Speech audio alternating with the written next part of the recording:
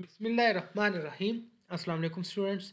तो आज हम पढ़ेंगे क्लास 9 के मैथ्स में चैप्टर 1 एक्सरसाइज 1.1 क्वेश्चन नंबर 7 है हमारे पास। Solve the following equation for a b c d. हमने मतलब चार वैल्यूज कैलकुलेट करनी है ए बी सी और डी की।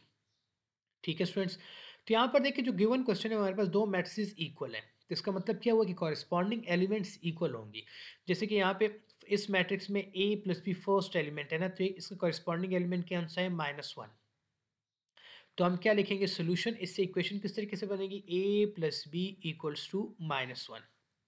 कॉरेस्पॉन्डिंग एलिमेंट इक्वल करेंगे। ठीक है, इस तरीके से सेकंड कॉरेस्पॉन्डिंग एलिमेंट हमारे पास क्या है b प्लस टू सी, किसके इक्वल होगा 4 के।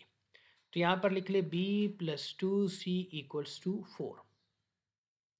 इसी तरीके से ही अब थर्ड देखें, यहाँ पर ये 2c प्लस डी है ना, इसके कॉरेस्पॉन्डिंग एलिमेंट कौन सा है 8।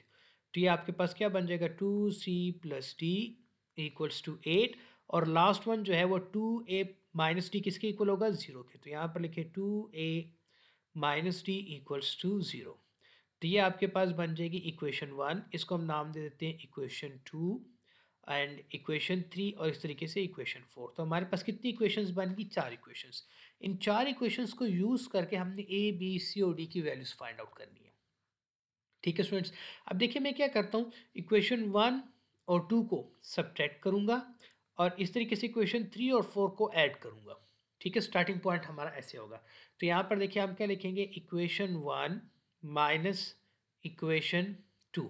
तो इक्वेशन 1 के लेफ्ट हैंड साइड पे क्या है आपके पास a plus b, then minus equation 2 के लेफ्ट हैंड साइड पे क्या है हमारे पास, को ब्रैकेट में लिखेंगे B plus two C equals to.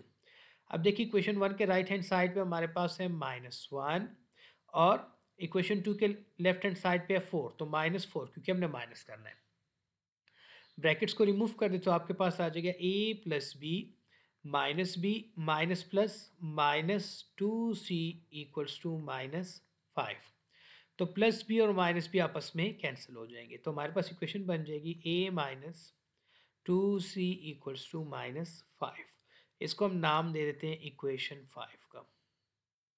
ठीक हो गया। अब 3 और 4 को ऐड करेंगे तो यहाँ पर हम क्या लिखेंगे इक्वेशन 3 प्लस इक्वेशन 4। ठीक है, तो अब इसको ऐड कर लेते हैं। इक्वेशन 3 के लेफ्ट हैंड साइड पे क्या है 2c plus D plus equation 4 के लेफ्ट हैंड साइड पे क्या है 2a minus D equals to. अब 3 और 4 के लेफ्ट हैंड साइड पे देखिए, ये पहले राइट हैंड साइड पे था, सॉरी राइट हैंड साइड को हमने कर लिया 2c प्लस डी और प्लस 2a माइनस डी। अब लेफ्ट हैंड साइड पे 8 प्लस 0। ठीक है, तो ये डी और डी कैंसिल, तो आपके पास क्या इक्वेशन बन जाएगी 2c plus 2a equals to 8। सही है। अब इसको मैं नाम देता हूँ इक्वेशन 6 का। अब इक्वेशन 6 और 5 को अगर गौर से देखें, 5 में 2c माइनस साइन के साथ है और 6 में 2c प्लस साइन के साथ है। तो इन दोनों को अगर हम ऐड कर लें इक्वेशन को तो ये c ख़त्म हो जाएगा और a आपस में ऐड हो जाएंगे। तो यहाँ पर देखिए अब लिखेंगे ऐड इक्वेशन 5 एंड 6, 5 और 6 को ऐड कर लेते हैं। तो क्या आ जाएगा a minus 2c plus 2c plus 2a equals to -5 plus 8। ठीक है, सो अब इससे हमारे पास क्या होगा -2c और +2c तो कैंसिल, a और 2a ऐड कर लें तो क्या बन जाएगा 3a इक्वल्स टू 3। -5 प्लस 8 से क्या आ जाएगा 3, तो डिवाइड 3 ऑन बोथ साइड। ठीक है, तो a की वैल्यू हमारे पास आ जाएगी, यहाँ से 3 कैंसिल, यहाँ से भी कैंसिल, तो यहाँ पे क्या आ जाएगा 1। तो मतलब a की वैल्यू हमारे पास क्या आ जाएगी 1। अब इस a की वैल्यू हम इक्वेशंस में यूज़ करेंगे जो कि हमारे पास 1 से 4 तक थी। देखिए इक्वेशन 1 में अगर हम a की वैल्यू पुट करें तो हमारे पास किसकी वैल्यू आ जाएगी b की। तो मैं अब इक्वेशन 1 में पुट करता हूँ।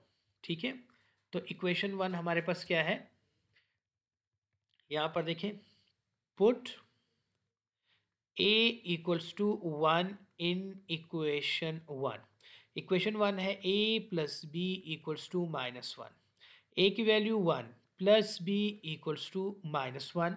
ठीक है, सो 1 को अब शिफ्ट कर दें इस 1 को राइट हैंड साइड पे, तो ये प्लस साइन के साथ क्या हो जाएगा माइनस, तो ये बन जाएगा b इक्वल्स टू -1 -1। तो बी की जो वैल्यू हमारे पास आ जाएगी वो आ जाएगी -2। सही हो गया, बी को भी हमने फाइंड कर लिया। अब अगर हम ए और बी की दो वैल्यूज आ गई है ना, बी को अगर हम पुट करें इक्वेशन 2 में तो हमारे पास किसकी वैल्यू आ जाएगी, सी की। तो इक्वेशन 2 क्या है हमारे पास, b plus 2c equals to 4। इसको हम नीचे लिख लेते हैं, ठीक है। तो यहाँ पे अब हम इक्वेशन 2 में बी की वैल्यू पुट करेंगे। तो यहाँ पर क्या आ जाएगा, put B equals to -2 in equation 2।